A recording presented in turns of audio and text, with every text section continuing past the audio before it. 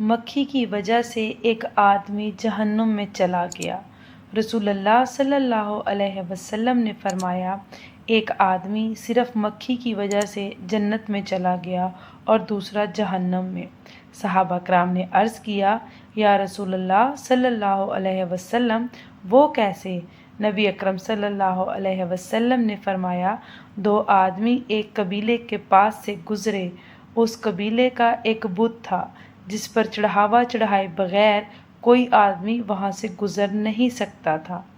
چنانچہ ان میں سے ایک شخص سے کہا گیا کہ اس بت پر چڑھاوا چڑھاؤ۔